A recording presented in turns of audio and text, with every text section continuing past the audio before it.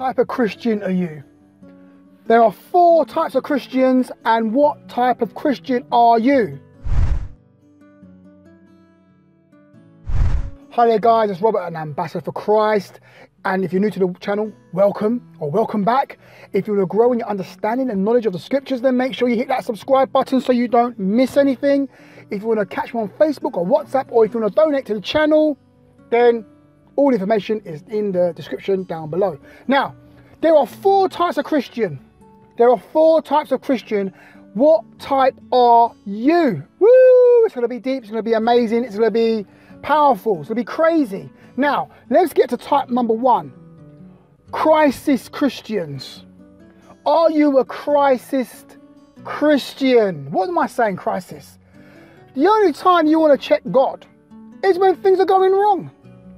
The only time you pray for healing, or you want to pray, or the only time you want to get into God's presence is when you need something, when something's going wrong. There's a crisis happening. You know, they've given you 2 months to live because you got cancer, and all of a sudden, you turn Christian. All of a sudden, you're a prayer warrior. All of a sudden, you're fasting for 40 days and 40 nights. Crisis Christianity. It's a bad place to be. It's embarrassing. Are you a crisis Christian? If you are a crisis Christian, if the only time you check God is when there's a crisis, when the bailiff, or are they called bailiffs in America? Or we call them bailiffs here, the debt collectors, when they're kicking your door off saying, yes, you got to pay the bank, you're going to get evicted, you got to pay the bank 20 grand. All of a sudden you're on your knees, Lord, I need a miracle. Lord, I commit and I'm going to fast for 20 days, Lord. I pray, Lord, to give me the breakthrough. That's the first time you've prayed in the past 5 years. Do you know who prayed like that? Samson. Samson prayed to the Lord twice. Anyway, that's a whole different thing altogether. That's kind of crazy. He was a judge, right? Listen to this, right? Are you a convenient Christian? Convenient Christian. Christian convenience. Is your Christianity all about convenience? Like, as long as it doesn't mess your life or interrupt your life, then you go and check for God. Then you go and do the godly things, because it's not affecting your life at all. It's just convenient. You're a Christian. You're saved just through convenience. But when God wants you to do something, you don't do it, or you don't want to do it because it's going to disrupt your life, and you don't want your life to be disrupted. That's called being a convenient Christian. You can't be a convenient Christian. This is crazy. This leads me to number 3, all right? Woo! It's going to get deep. 4 is the best one, is the powerful one, right? But number 3, a casual Christian. Are you a casual Christian? Casual Christianity. Casual. You going to church today? You going to go to church? Yeah, I might go. You going to pray today? No, I can't bother. Are you going to do this? Are you going to worship today? I might do. Just being casual, being very free, being very, here and there. You might do it, you might not do it. You're not bothered if you do it. You're not bothered if you don't do it. That's called casual Christianity. You're not in it fully. You're not out of it fully. You're on the fence. You're kind of lukewarm, and sometimes you're hot, and you're like, it's just casual. You know, you're not really bothered. That's the only way I can put it. Not really bothered, just casual. Are you a casual Christian? Now let me show you something. If you're a crisis Christian, a casual Christian, or a convenient Christian, you ain't getting no revelation, and you ain't getting no power tools, no power gifts. You are not going to experience the amazing salvation of God. And when I say salvation, I don't mean, you being saved as in saved salvation. I mean salvation in every area of your life. You're not going to see the power of God in every area of your life.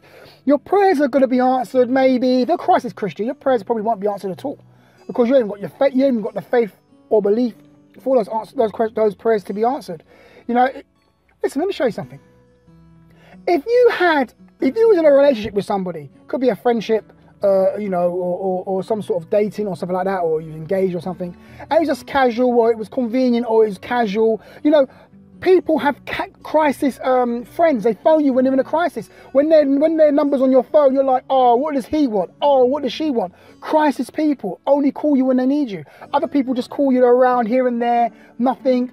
It's just like all a mess, right? You don't want friends like that. You don't want to be in a relationship like that. This brings you to the most powerful one, number 4. This is the deep one, number 4. Number 4. Covenant Christians. Woo! Covenant Christians. Are you a covenant Christian? Are you in covenant with the Lord? Are you in a binding agreement with the Lord? Are you in this full time? Are you in this because you're with the Lord? Are you in this? Have you got a relationship with God? Are you in this because you're 100%? Are you in it 100%? This is what this is what covenant Christianity is all about. You're in it, both feet are in the water.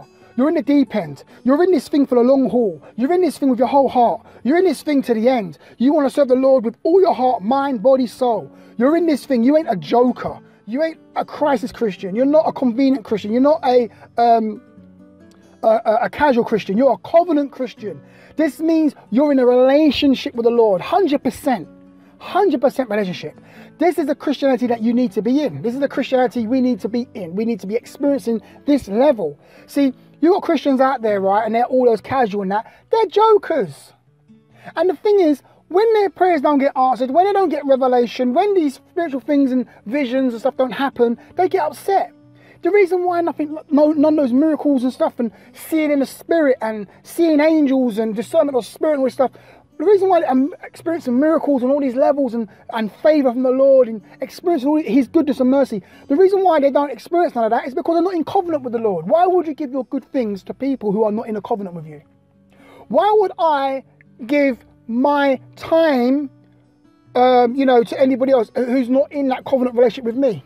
Do you understand what I'm saying? You spend more time with them type of people. Those types of people get the best from you, right? If someone is only phones you because they're in crisis, would they get the best from you? Would you give your best to them? No.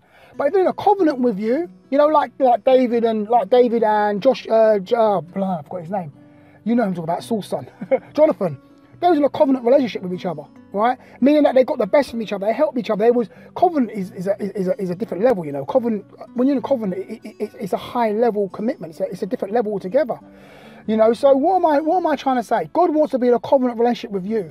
He wants you to be in a covenant relationship with Him. He wants you to be in His thing 100% because He's in it 100%. If God wasn't in it 100%, He wouldn't have died on the cross for you. See, the Lord went all in. All His chips were on the board. All His pieces were on the board. All His players were on the board. He's in it 100%. But yet, we don't put out all our chips on the board. We're not putting all of our life on the board. We're not putting all our life in His hands. We're not in it wholeheartedly. We're in it half-heartedly.